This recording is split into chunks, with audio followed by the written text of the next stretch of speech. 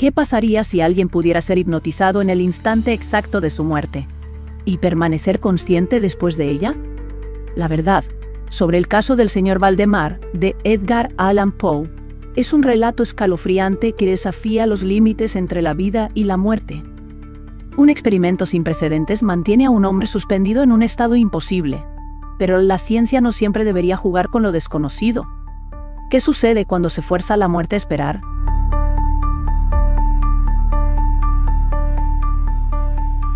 La siguiente relación se encontró entre los papeles del difunto Dietrich Knickerbocker, un anciano caballero de Nueva York que se interesó profundamente por la historia de las colonias holandesas de la provincia y las costumbres de los descendientes de los primitivos pobladores. Sus investigaciones históricas no se efectuaban, sin embargo, entre libros, sino entre seres humanos, pues en los primeros no abundaban sus temas favoritos, mientras que los encontraba en los viejos burghers, y aún más en sus mujeres, que poseían enormes tesoros de aquel folclore, tan valioso para el verdadero historiador. En cuanto hallaba una auténtica familia holandesa, cuidadosamente encerrada entre sus cuatro paredes, en su casa de techo bajo, construida casi debajo de la ancha copa de algún árbol, la consideraba como un pequeño volumen y la estudiaba con el celo de un ratón de biblioteca. De todas estas investigaciones, resultó una historia de la provincia bajo los gobernadores holandeses, que se publicó hace unos años. Existen numerosas opiniones acerca del verdadero carácter literario de ese libro, que, a decir verdad, no es lo que debería ser. Su mérito principal consiste en la escrupulosa exactitud, de la que se dudó al aparecer, pero que ha sido demostrada después, sin lugar a dudas. Se le admite ahora en todas las bibliotecas de historia como un libro cuya autoridad es indiscutible. Aquel anciano caballero murió poco después de publicar su obra, y, ahora que ha desaparecido, puede decirse, sin ofender su memoria, que su tiempo hubiera estado mucho mejor empleado si se hubiera dedicado a tareas más importantes.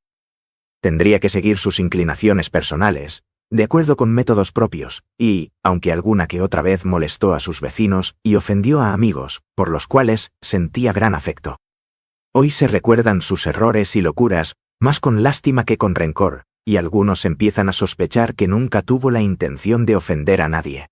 De cualquier modo que los críticos aprecien su memoria. La tienen en muy alta estima muchas personas cuya opinión puede compartirse, particularmente ciertos confiteros que en su admiración han llegado a reproducir su efigie en los pasteles de Año Nuevo, dándole así una oportunidad de hacerse inmortal, casi equivalente a la que proporciona una medalla de Waterloo o de la reina Ana Ponto. Escrito póstumo de Dietrich Knickerbocker. Cualquier persona que haya viajado río arriba por el Hudson, recordará los montes Catskill. Son un desprendimiento aislado del gran sistema orográfico de los Apalaches. Se les ve al oeste del río elevándose lentamente hasta considerables alturas, y enseñoreándose del país circundante. Todo cambio de estación o del tiempo, hasta cada hora del día, producen alguna modificación en las mágicas formas de estas montañas. Todas las buenas mujeres de los alrededores, y hasta las de lejos, tienen a esos montes por barómetros perfectos. Cuando el tiempo es bueno y se mantiene así, parecen revestirse de azul y púrpura, y se destacan nítidamente sobre el fondo azul del cielo. Algunas veces cuando el firmamento de la región está completamente limpio de nubes, alrededor de sus picos se forma una corona de grises vapores, que al recibir los últimos reflejos del sol poniente, despiden rayos como aureola de un santo. A los pies de estas bellas montañas, el viajero habrá percibido columnas de humo que se desprenden de un villorrio cuyos techos se destacan entre los árboles. Allí donde la coloración azul de las tierras altas se confunde con el verde esmeralda de la vegetación de las bajas. Es una pequeña villa de gran antigüedad, pues fue fundada por los primeros colonos holandeses, en los primeros tiempos de la provincia, al iniciarse el período de gobierno de Pedro Stuyvesant, a quien Dios tenga en su gloria. Hasta hace unos pocos años, todavía quedaban algunas de las casas de los primeros colonos. Eran edificios construidos de ladrillos amarillos, traídos de Holanda. En aquella misma villa y en una de esas mismas casas que, a decir verdad, el tiempo y los años habían maltratado bastante, vivió hace ya de esto mucho tiempo, cuando el territorio era todavía una provincia inglesa, un buen hombre, que se llamaba Rip Van Winkle. Descendía de los Van Winkle que tanto se distinguieron en los caballerescos días de Pedro Stuyvesant, y que le acompañaron en el sitio de Fuerte Cristina. Sin embargo, poco había heredado del carácter marcial de sus antecesores. Debo hacer notar que era de buen natural, vecino bondadoso y esposo sumiso, pegado a las faldas de su mujer. A esta última circunstancia, a esta mansedumbre se debía su enorme popularidad, pues estos hombres, que en casa están bajo el dominio de una tarasca, tienden en la calle a ser conciliadores y obsequiosos. Sin duda, sus temperamentos se ablandan y se hacen maleables en el terrible fuego del hogar conyugal. Los gritos de su mujer equivalen a todos los sermones del mundo, en lo que respecta al aprendizaje de la paciencia y de la longanimidad. En un cierto sentido, una mujer bravía puede considerarse como una bendición. Si así es, Rip Van Winkle estaba bendito 3 veces.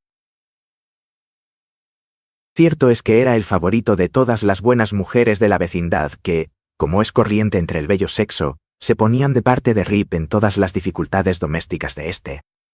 De noche, cuando se dedicaban a comentar las ocurrencias de la villa, todas ellas echaban la culpa a la señora Van Winkle. Los chiquillos lanzaban exclamaciones de júbilo en cuanto se acercaba. Los ayudaba en sus juegos, fabricaba sus juguetes, les enseñaba a hacer cometas y canicas, y les contaba extensos relatos acerca de aparecidos, brujas e indios. En cualquier lugar de la villa que se encontrara, estaba rodeado de un grupo de ellos, colgados de sus faldones o de sus espaldas, y haciéndole 1000 diabluras con toda impunidad. Ni un perro de la vecindad le ladraba.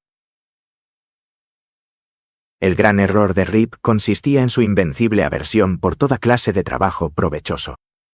Eso no procedía de carencia de asiduidad o perseverancia, pues era capaz de pasarse sentado en una roca húmeda, con una caña tan pesada como la lanza de un tártaro, tratando de pescar todo el día. Aunque los peces no se dignasen morder el anzuelo, ni una sola vez. Con un fusil al hombro, recorría a pie bosques y pantanos durante muchas horas, para matar algún pájaro. Nunca se negaba a asistir a un vecino, hasta para el trabajo más duro. Era el primero en tomar parte en todas las diversiones campesinas, como tostar maíz o construir una empalizada de piedras. Las mujeres de la aldea se valían de él para los pequeños servicios, y hacer aquellas labores menudas que sus esposos, menos corteses, no querían llevar a cabo. En una palabra, Rip estaba pronto a efectuar cualquier trabajo, menos el propio. Le era completamente imposible mantener su granja en orden, o dar cumplimiento a sus deberes de padre de familia. Afirmaba que no tenía sentido trabajar sus tierras. En todo el país no se encontraba un predio que contuviera tantas dificultades, en igualdad de tamaño. Todo salía mal y saldría mal, a pesar de cualquier cosa que él hiciera. Su empalizada se derrumbaba sola. Su vaca desaparecía o se metía en la granja vecina. En sus campos crecía más aprisa la maleza que cualquier otra cosa que él plantara. La lluvia parecía empeñada en caer justamente cuando se había propuesto trabajar al aire libre. Por todas estas razones, las tierras heredadas de sus padres se habían ido reduciendo, hasta quedarle solo una parcela, plantada de patatas y maíz, que a pesar de su reducido tamaño, era la granja peor administrada de toda la región. Sus hijos, por lo descuidados, no parecían pertenecer a ninguna familia. Su primogénito, que se llamaba Rip como él, era su propia estampa y parecía heredar, con los trajes viejos de su padre, todas sus características. Se le veía, generalmente, saltando como un potrillo, al lado de su madre, vistiendo un par de pantalones, cortados de otros viejos del autor de sus días, que sostenía con una mano, con la misma elegancia con que una damisela recoge su larga falda, para evitar que se ensucie, cuando hace mal tiempo. Sin embargo, Rip Van Winkle era uno de esos felices mortales que, gracias a su innata disposición, toman las cosas como se presentan, comen pan negro o blanco, el que pueda conseguirse con menos dificultades y quebraderos de cabeza y que prefieren morirse de hambre con un penique a trabajar por 1 libra. Si hubiera estado solo, se habría desprendido de todas sus dificultades vitales, pero su mujer no cesaba de echarle en cara su haraganería, su descuido, y la ruina que su conducta traía a su familia. De mañana, al mediodía, de tarde y de noche, aquella mujer no daba descanso a su lengua. Cualquier cosa que dijese o hiciera, provocaba con toda seguridad un torrente de elocuencia doméstica.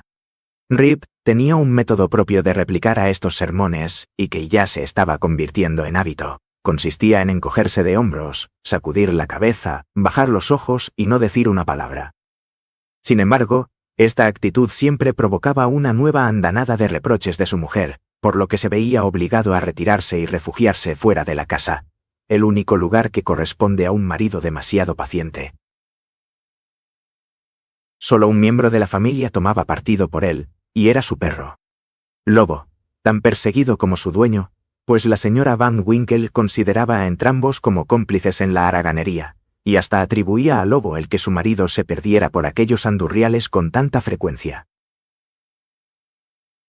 Cierto es que, en lo que respecta a las cualidades que deben adornar a un perro honorable, Lobo era tan valiente como cualquier otro animal que hubiera rastreado por los bosques. Pero, ¿qué coraje puede aguantar el eterno terror de una lengua femenina, que nada perdona? En cuanto Lobo entraba en la casa, toda su pelambre caía laciamente por los costados, metía el rabo entre las piernas. Se deslizaba como si fuera culpable de algún terrible crimen, y con el rabillo del ojo vigilaba a la señora Van Winkle. A la menor indicación de una escoba salía disparado hacia la puerta, aullando lastimeramente. A medida que pasaban los años, la situación se hacía cada vez más intolerable para Rip Van Winkle. El mal genio nunca mejora con la edad y la lengua, es el único instrumento cuyo filo aumenta con el uso. Durante algún tiempo se consolaba, cuando debía abandonar el hogar conyugal, frecuentando una especie de club, abierto a todas horas, formado por todos los sabios, todos los filósofos, así como todas las gentes que no tenían nada que hacer. Mantenían sus sesiones en un banco, delante de una pequeña taberna, cuyo nombre derivaba de un rubicundo retrato de su Majestad Británica, Jorge III. Acostumbraban sentarse a la sombra, durante los largos días de verano, hablando sobre las murmuraciones propias de una pequeña ciudad, o contando larguísimas y soporíferas historias acerca de naderías. Eran dignos de los tesoros de un hombre de estado los profundos comentarios y discusiones que tenían lugar allí, cuando por casualidad algún viajero les dejaba alguna gaceta anticuada. Con qué atención escuchaban a Derrick Van Bommel leerla en voz alta, arrastrando mucho las palabras. Es cierto que el lector era el dómine del lugar, hombre pequeñito, muy sabiondo, y siempre cuidadosamente vestido, que no se asustaba ante la palabra más larga del diccionario. Con qué sabiduría discutían los hechos públicos, varios meses después de ocurridos. Las opiniones de esta junta de notables estaban bajo la influencia de Nicolás Vedder, patriarca de la villa y dueño de la taberna, a cuya puerta estaba siempre sentado, desde la mañana hasta la noche, moviéndose solo lo estrictamente necesario para evitar el sol y quedar siempre bajo la protectora sombra de un árbol, con lo que los vecinos deducían la hora por su posición con tanta certidumbre como si fuera un reloj de sol. Es cierto que muy raras veces hablaba, pero en cambio fumaba continuamente su pipa. Sus discípulos, pues todo gran hombre los tiene, sin embargo, le entendían perfectamente y sabían comprender sus opiniones. Cuando se leía o se contaba algo que no era de su agrado, fumaba nerviosamente su pipa, echando frecuentes bocanadas de humo con gesto de enojo, pero cuando le gustaba, inhalaba lentamente el humo y lo lanzaba formando nubes ligeras y plácidas. A veces llegaba a sacarse la pipa de la boca, dejando que el oloroso humo girara en volutas alrededor de su nariz, inclinando la cabeza en señal de perfecto asentimiento. Su terrible esposa logró expulsar a Rip hasta de este último reducto, pues muchas veces interrumpió la serena tranquilidad de aquella asamblea para expresar su opinión acerca de cada uno de los presentes. Ni el mismo Nicolás Vedder estaba seguro ante la audaz lengua de aquella arpía, que le acusó públicamente de fomentar la haraganería crónica de su marido. El pobre Rip llegó así a un estado de verdadera desesperación. Su única posibilidad de escapar al trabajo en su granja, o a las vociferaciones de su mujer, consistía en tomar la escopeta y recorrer los bosques. Allí se sentaba, a la sombra de un árbol, compartiendo el contenido de su mochila con el pobre lobo, que gozaba de todas sus simpatías por ser copartícipe de sus sufrimientos. «Pobre lobo», acostumbraba decir, «tu ama te hace llevar una vida de perros, pero no te preocupes, pues mientras yo viva no te ha de faltar un amigo que te ayude». Lobo meneaba la cola, miraba cariñosamente a su amo, y si los perros pueden sentir piedad, estoy plenamente convencido de que respondía con el mismo afecto a los sentimientos de su señor.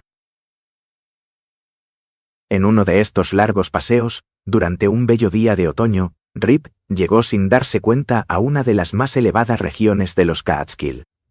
Se dedicaba a su pasatiempo favorito, la caza. En aquellas tranquilas soledades, el eco repetía varias veces los disparos de su escopeta. Por encontrarse cansado, se tiró, ya muy entrada la tarde, en un prado cubierto con hierbas de la montaña que terminaba en un precipicio. Desde allí podía divisar hasta gran distancia parte de las tierras bajas. A lo lejos, distinguía el señorial Hudson, que avanzaba majestuosamente, reflejando en sus ondas una nube purpúrea, o el velamen de alguna barca que se deslizaba por su superficie de cristal, para perderse luego en el azulado horizonte. Por el otro lado se veía un estrecho valle, cuyo suelo estaba cubierto con las piedras que habían caído de la parte superior de la montaña.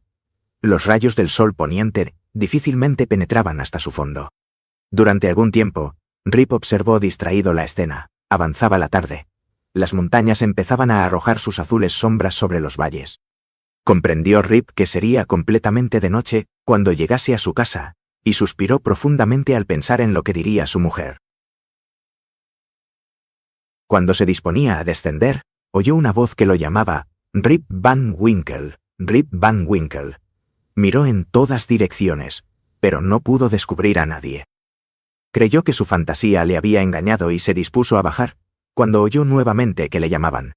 Rip Van Winkle, Rip Van Winkle. Al mismo tiempo, Lobo enarcó el lomo y gruñendo se refugió al lado de su amo, mirando aterrorizado hacia el valle. Rip sintió que un miedo vago se apoderaba de él.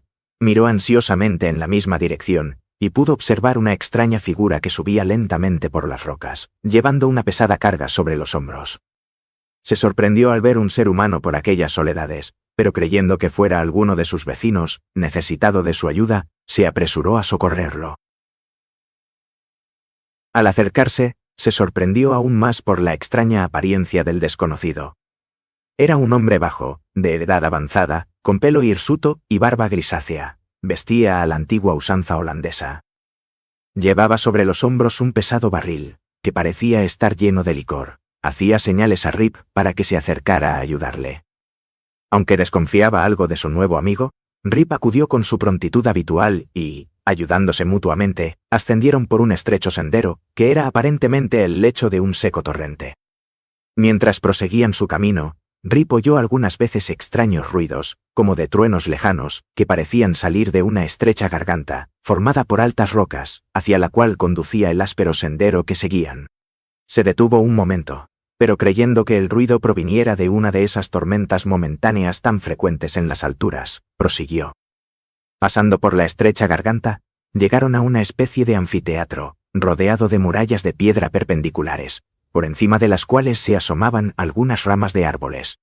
Durante todo el camino, tanto Rip como su compañero habían permanecido en silencio, pues aunque el primero se admiraba de que el segundo llevase un barril de licor a aquellas alturas, había algo extraño e incomprensible en el desconocido que inspiraba respeto e impedía la familiaridad. Al entrar en el anfiteatro, aparecieron nuevos motivos de asombro. En el centro se encontraba un grupo de extraños personajes que jugaban a los bolos. Estaban vestidos de una manera realmente extraña y anticuada, que se parecía a la del guía de Rip Van Winkle. También sus caras eran peculiares. Uno tenía una cabeza larga, una cara ancha y ojillos rodeados de grasa, como los de un cerdo.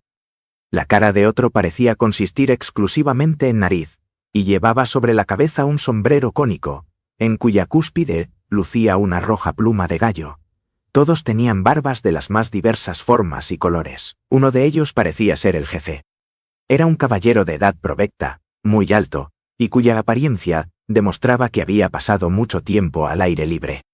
Aquel grupo le recordaba a Rip las pinturas de la antigua escuela flamenca, que colgaban en el cuarto del párroco y que habían sido traídas de Holanda, en los primeros tiempos de la colonia.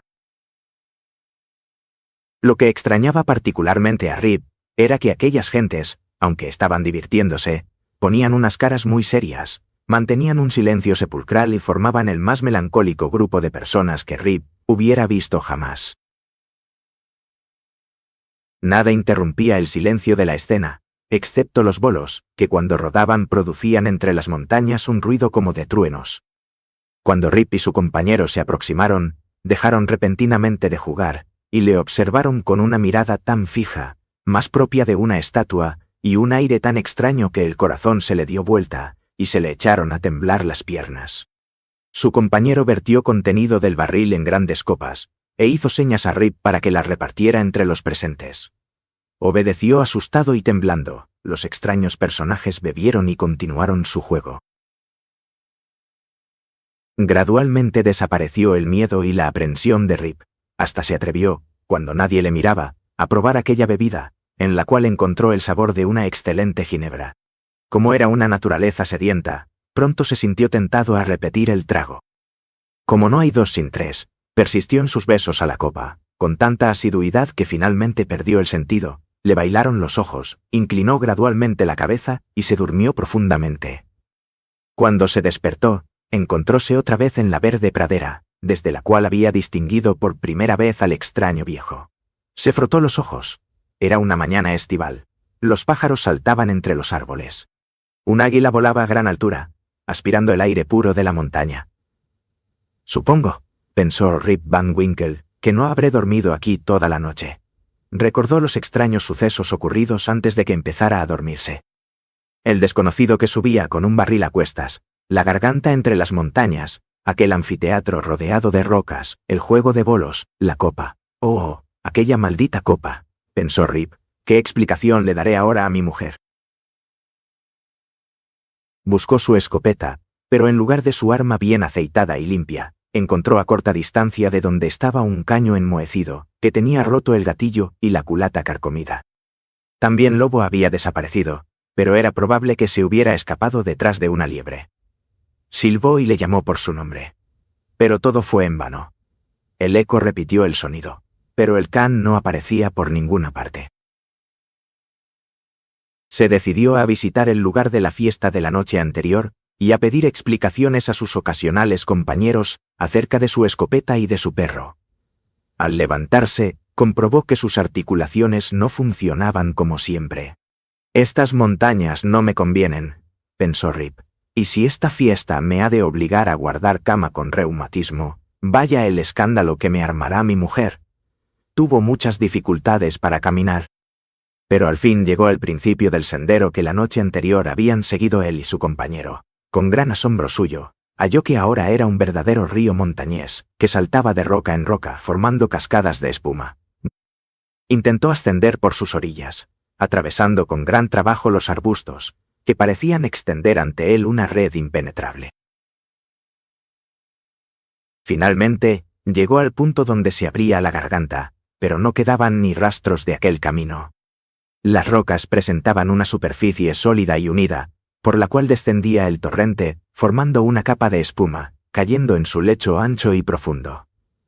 Aquí el pobre Rip no pudo proseguir. Otra vez silbé y llamó a su perro. Nadie le respondió. ¿Qué hacer? Avanzaba la mañana, y Rip sentía hambre, pues no se había desayunado. Le dolía perder su perro y su arma. Además temía encontrarse con su mujer, pero no quería morirse de hambre en las montañas. Sacudió la cabeza, se puso sobre el hombro su descabalada escopeta, y con el corazón lleno de miedo y ansiedad, se dirigió a su casa.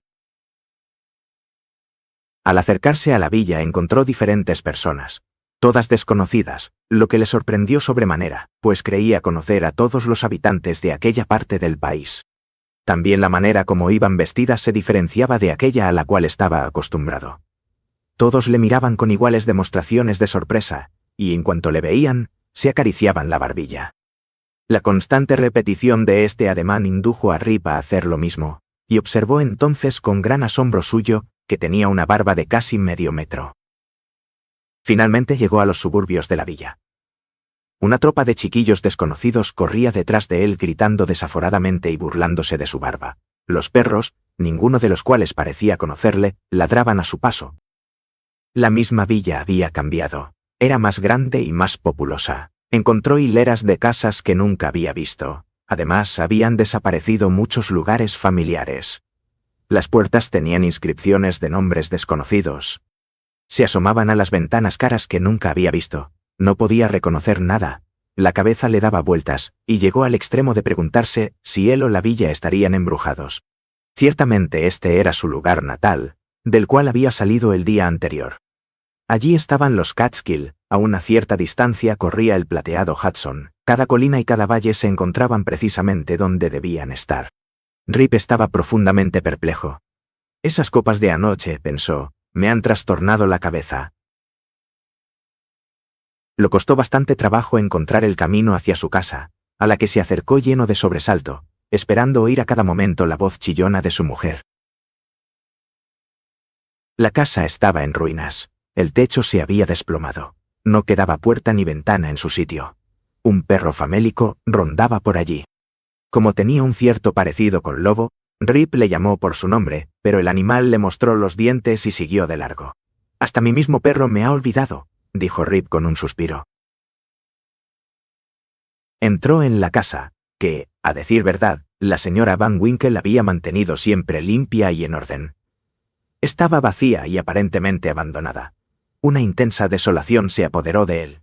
Llamó a gritos a su mujer y a sus hijos. Resonó su voz en los cuartos vacíos, y después reinó otra vez un silencio completo. Echó a correr en dirección a la taberna, pero ésta también había desaparecido. En su lugar se elevaba un edificio de madera, muy amplio, de frágil apariencia, con ventanas irregularmente colocadas, sobre cuya puerta había un letrero que decía «Hotel Union, de Jonathan Doolittle». En lugar del árbol, bajo el cual se albergaban los ciudadanos de antaño, había ahora un gran mástil, que en la punta tenía algo que parecía ser un rojo gorro de dormir, además de una bandera, conjunto de estrellas y barras, que era completamente extraño e incomprensible.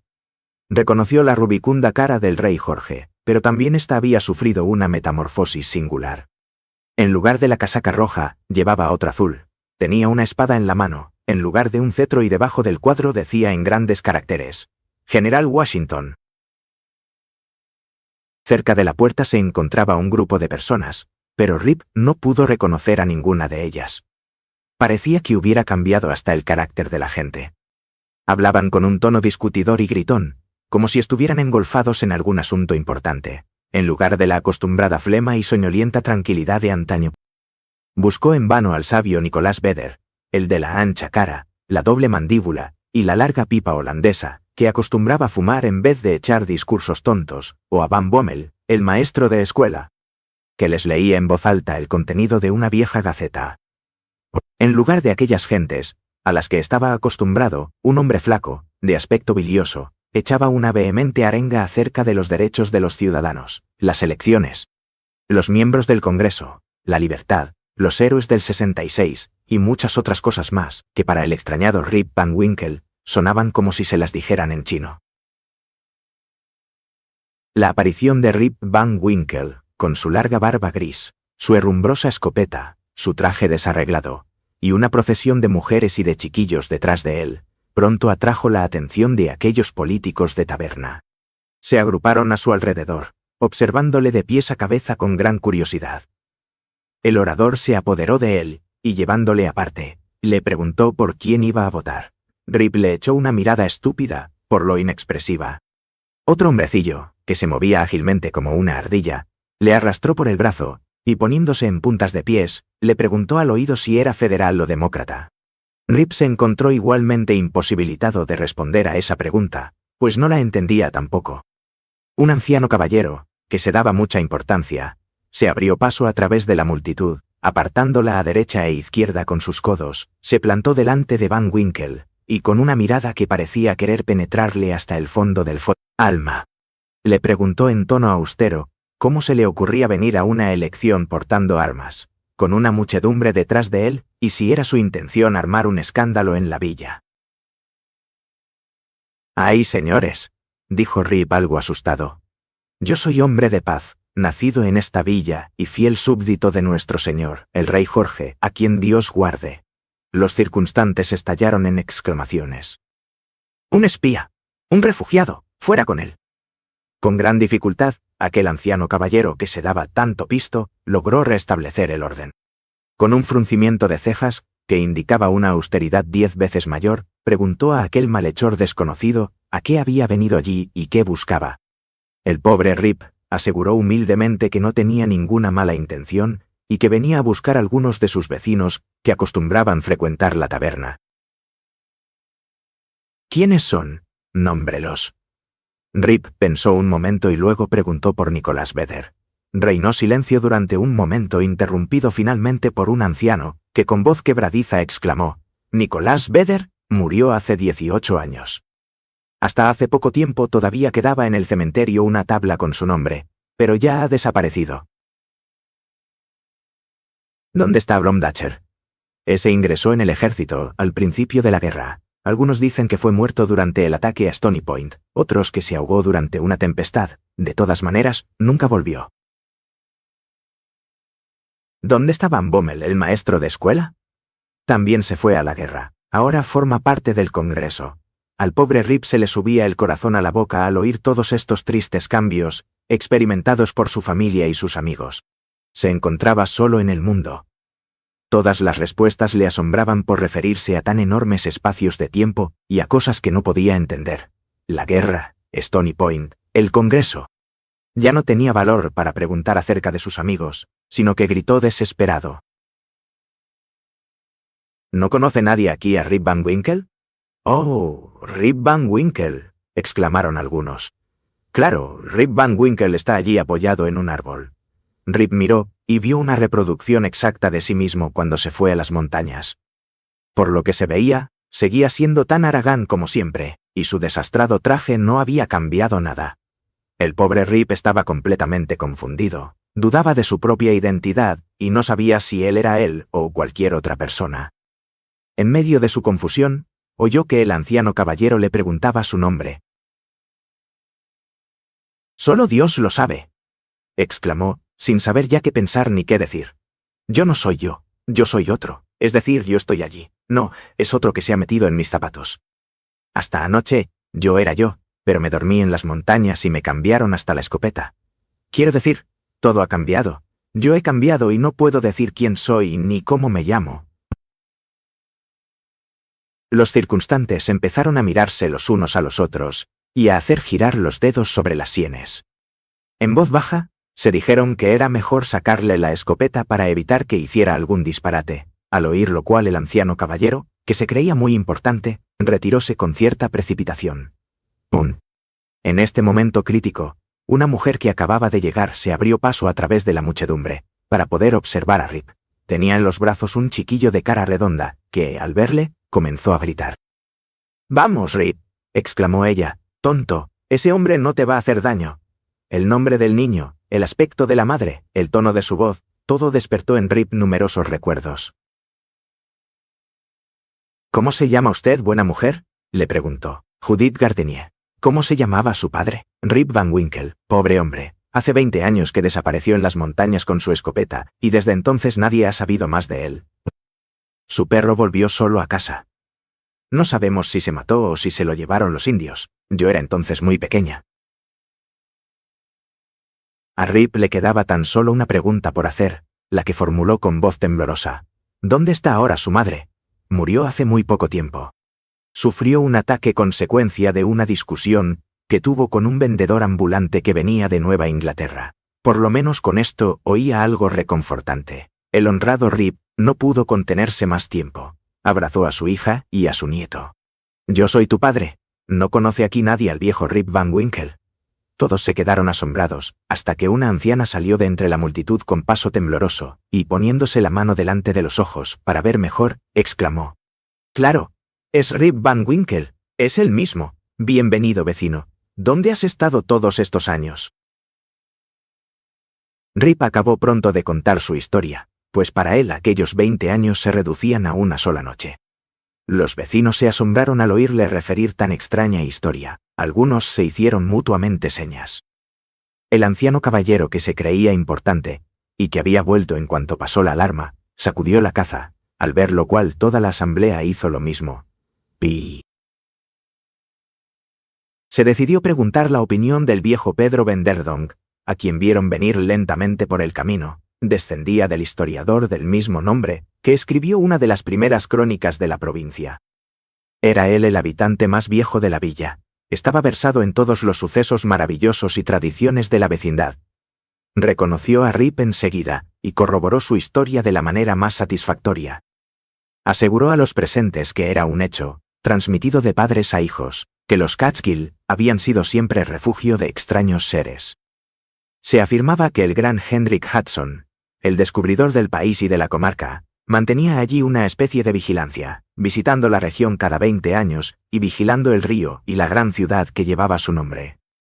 El padre de Van der Donck los había visto una vez, en sus antiguos trajes holandeses, jugando a los bolos, en un rincón de la montaña. Él mismo había oído una vez durante el verano el ruido de sus juegos, que sonaban como truenos lejanos. Los circunstantes se dispersaron, y volvieron a la elección, que era más importante. La hija de Rip le llevó a su casa a vivir con ella.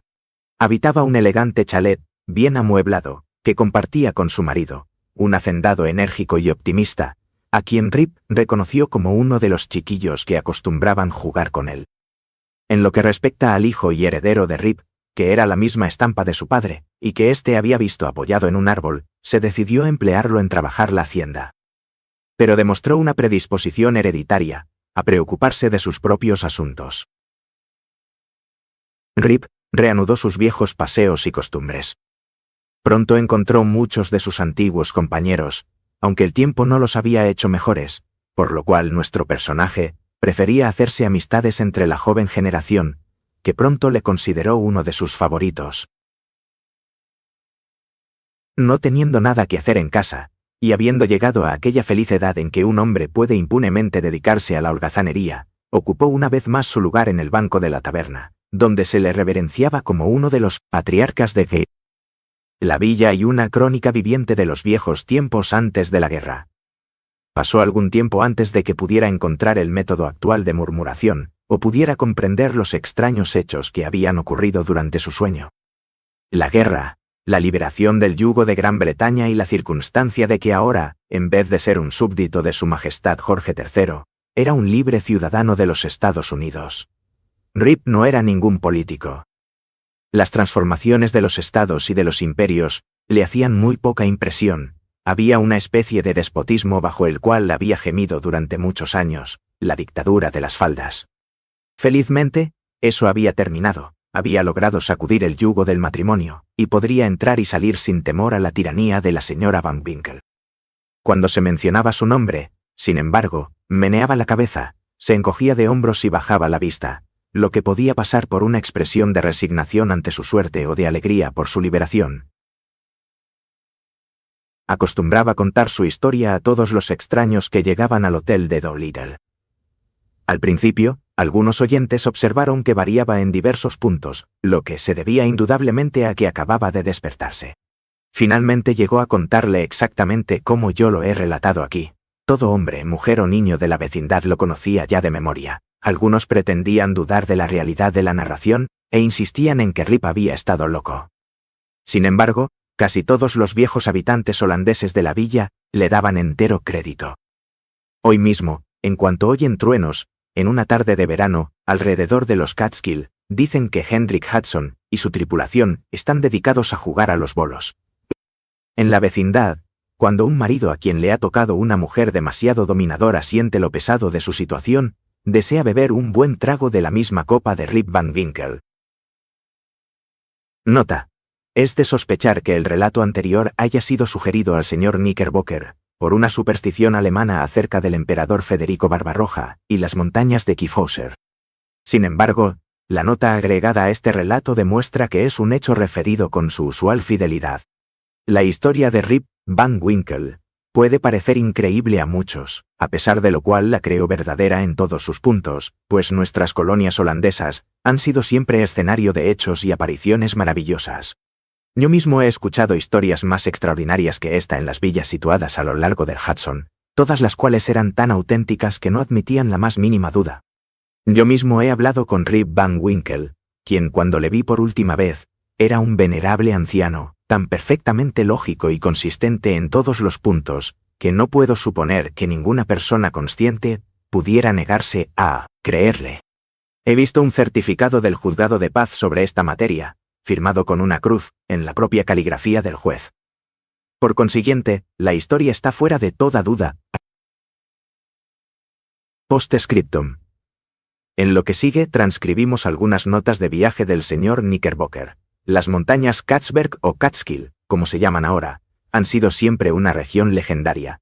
Los indios creían que allí moraban los espíritus que reinan sobre el tiempo, que esparcen las nubes o los rayos del sol, y que conceden abundantes o escasas estaciones de caza.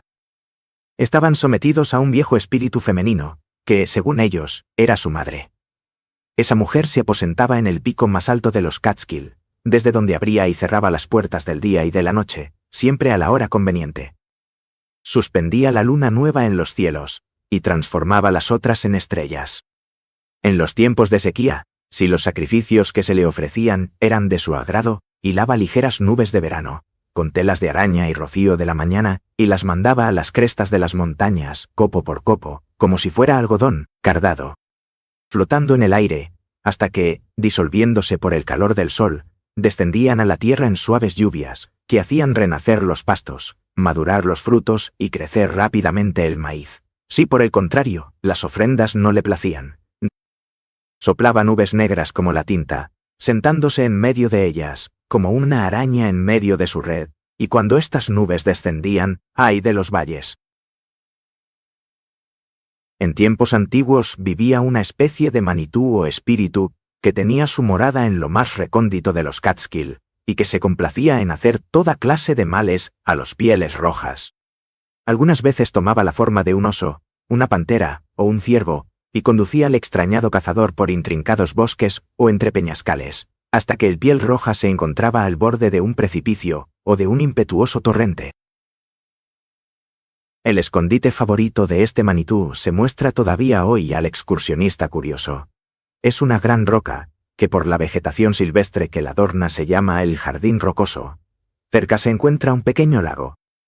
Los indios respetaban mucho este lugar, tanto que el más audaz cazador no perseguía su presa hasta allí. Sin embargo, uno, perdido en las montañas, penetró una vez en él, donde recogió un bejuco de los que crecían en aquel lugar. En su prisa por abandonar el paraje, lo dejó caer entre las rocas, donde se formó un gran río que le arrastró entre precipicios, deshaciéndole en pedazos y abriéndose camino hasta el Hudson, hacia el cual va fluyendo hasta el día de hoy. Trátase del mismo río que se conoce con el nombre de Catskill.